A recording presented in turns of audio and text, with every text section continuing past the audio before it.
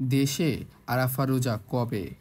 দেশের আকাশে বুধবার পবিত্র জিলহজ মাসের চাঁদ দেখা গেছে। ফলে আগামী শনিবার ৭ জুন সারা দেশে পবিত্র ঈদুল আজহা উদযাপিত হবে।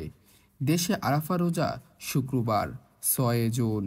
আরাফা আরবি শব্দ, এর অর্থ হচ্ছে জানা, চেনা, সাক্ষাৎ হওয়া।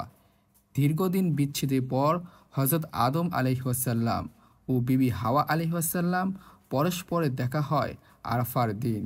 এটি তওবা করার দিবস, ক্ষমা প্রার্থনা করার দিবস। আরাফাতের ময়দানে বিচার দিবসের হাসরের ময়দানের কথা স্মরণ করিয়ে দেয়, যেখানে সমগ্র মানবজাতি একত্রিত হবে এক ময়দানে। এই দিবসে মহান আল্লাহ তাআলা তার ক্ষমা, রহমত ও দয়া উপস্থাপন করেন। জিলহজ মাসের ৯ তারিখ পবিত্র আরাফার দিন। এবারের হজে সৌদি আরবের অবস্থানকারীদের জন্য সেই দিনটি হলো বৃহস্পতিবার, আর সৌদি আরবের বাইরের দেশে অবস্থানকারীরা সঠিক মত অনুযায়ী জিলহজের চাঁদ ওঠা সাপেক্ষে নিজ দেশের সঙ্গে মিলিয়ে ৯ জিলহজ রোজা রাখবেন। বাংলাদেশে আরাফের রোজা ৬ জুন শুক্রবার।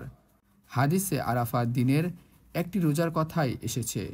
যারা বলেছেন একদিন রোজা রাখলে হবে না, তাদের কথা সঠিক নয়।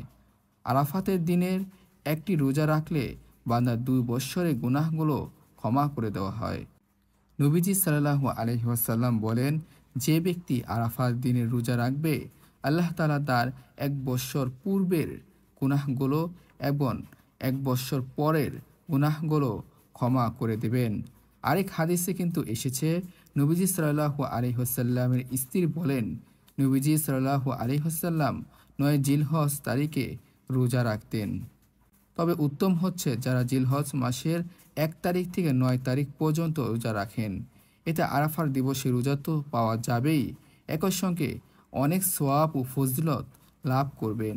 জিলহজ প্রথম ১০ দিন মহান আল্লাহ তাআলার কাছে খুব প্রিয়। এ সময়ে সামান্য আমলে অতি সহজে মহান আল্লাহ তাআলার প্রিয় পাত্র হওয়া যায়।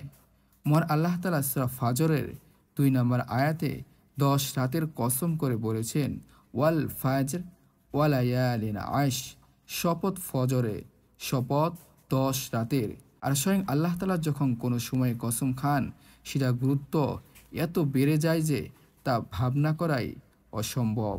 নবীজি সাল্লাল্লাহু আলাইহি ওয়াসাল্লাম আরও বলেন, জিলহজ মাসের প্রথম ১০ দিনের নেক আমল আল্লাহ তাআলার নিকট অতি প্রিয়, আর কোনো দিনের আমল তত প্রিয় নয়। সাহাবীরা প্রশ্ন করলেন, হে আল্লাহর রাসূল, আল্লাহর পথে জিহাদও এর চেয়ে প্রিয় নয়? তিনি বললেন, না, আল্লাহর পথে জিহাদও এই ১০ দিনের নেক আমলের চেয়েও প্রিয় নয়। তবে ওই ব্যক্তির কথা ভিন্ন, যে নিজের প্রাণ ও সম্পদ নিয়ে জিহাদের পথে বেরিয়ে যান এবং কোনো কিছু না নিয়ে ফিরে আসেন অথবা শহীদ হয়ে যান।